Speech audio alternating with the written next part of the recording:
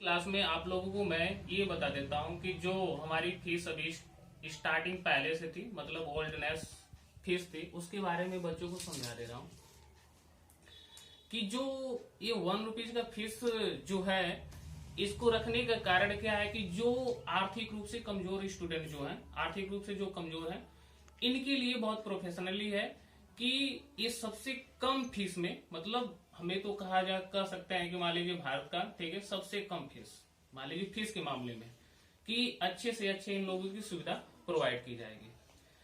इसलिए प्रोवाइड तो पहले से होता था, बहुत फ्री भी क्लासेस चलती थी इन लोगों के लिए। और फ्री क्लासेस का मतलब ये हो गया कि एक साइकोलॉजी बन जाती है। यदि मान लीजिए लड़का मेहनत करता है 1 महीने या 2 महीने, लेकिन उसके बाद हो जाता है कि फ्री है ऐसे, यदि उन पर हम कुछ, ठीक है, वो ₹1 तो रखने का कोई वैल्यू बहुत कुछ है। जैसे कहा जाता है कि पहले ₹1 में क्या हो जाता था कि सिक्के जो पहले थे ₹1 वाले, उस पर देखते थे कि उस पर अनाजों का सिंबल दिखता था। लेकिन आज के सिक्के पर देखोगे तो अनाजों का सिंबल न दिखकर एक अंगूठा दिखता है। तो अंगूठे का मतलब ये नहीं है कि best of luck, good of luck, ये सब कोई मतलब नहीं है। ये है कि आज भी उस रुपये का वैल्यू है। जिस प्रकार ये रुपया जो आपका इंडिया का है, 10 देशों में इसका वैल्यू होता है, ₹1 से आपको शिक्षा मिल सकती है। समझ में आ रही है?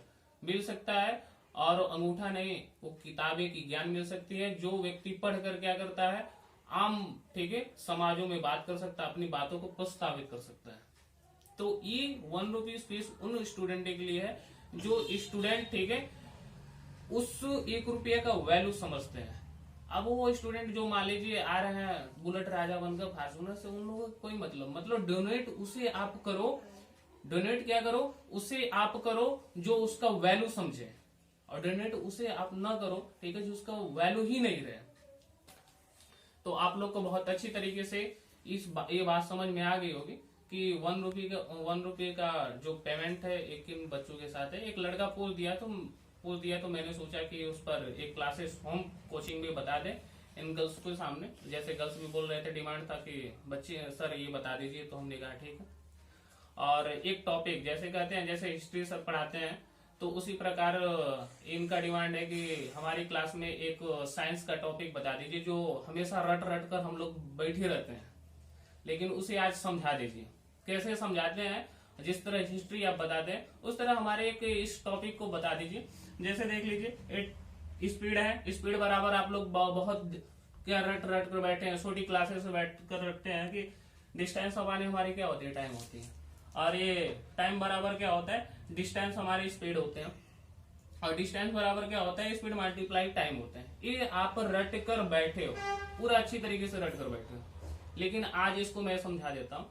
यदि इसको कोई डिफाइन पूछेगा, डिफाइन का मतलब यदि पूछेगा स्पीड क्या होता है, what is this speed, speed मतलब हमारी चाल, ठीक है, इसको क्या करेगा, इसको चाल कर सकते हैं। तो जो हमारी चाल होती है, तो चाल का यदि डिफाइन करना है तो कुछ नहीं, एकांक समय में बस ये क्या करना है, इसको लेकर बोलना है, ठीक है। एकांक समय में चली गई, ठीक है, दूरी को हम क्या कहते हैं, चाल कहते हैं। क्लियर है? देखो बहुत आसान ही तरीके से, बस इसमें बस ये आपके फार्मूले में ही आपका डिफिनीशन है, समझ में? तो ये तो क्लियर हो गया, इसको रटा नहीं गया है, ठीक है। बोल रहा है कि एकांक समय में कोई भी रहेगा, टाइम जो रहेंगे और उनके अनुसार चली गई हमारी दूरी रहेगी, वो हमारी चाल कहलाती है, जो स्पीड हमारी हो जाती है। टाइम क्या होता है, वही, ठीक है। मान लीजिए कोई संसाधन जितनी चाल से चल रही है, स्पीड मतलब ये इसको लेकर बोलना है, ठीक है, जितनी चाल से चल रही है और चली गई हमारी दूरी क्या कहलाती है, समय कहलाती है। चली गई दूरी हमारी क्या कहलाती है, समय कहलाती है। वीकली ये रटा नहीं है, ये समझा जा सकता है। अब कुछ नहीं, इसको याद करने का है, डिस्टेंस अपने टाइम होता है, डिस्टेंस यदि टाइम को याद करना है, डिस्टेंस ऊपर ही रहेगा हमारा, और स्पीड बस टाइम के स्थान पर हमारी स्पीड चेंज हो जाएंगे। अब कहते हैं सर जी इसको समझा तो दीजिए। समझाने का मतलब देख लीजिए टाइम क्या होता है। जैसे एक व्यक्ति है, ठीक है, 1 पर्सन है, और मान लीजिए यहाँ पर हमारी क्या है, एक डिस्टेंस हमारे 5 किलोमीटर है, ठीक है, 5 किलोमीटर। यदि ये व्यक्ति, देखो टाइम क्या बताएगा इसका, यदि ये व्यक्ति किसी और के लिए जा रहा है, किसी और के लिए जा रहा है, तो क्या कर रहा है, ठीक है, 1 घंटे का टाइम ले रहा है, किसी और के लिए जा रहा है, ठीक है। और यही व्यक्ति अपने वाली के लिए जा रहा है तो आधे घंटे का समय ले रहा है, पूरा उड़ते हुए जा रहा है। समझ में आ रही बात? तो किसी और के लिए बहुत मतलब आराम से जा रहा है, और अपने के लिए जा रहा है 5 मतलब आधे घंटे में पहुंच जा रहा है, और जाकर रोएगा बेचारा। ठीक है, रोएगा और सोएगा भी। एक बात बतला देते हैं इस पर, ठीक है।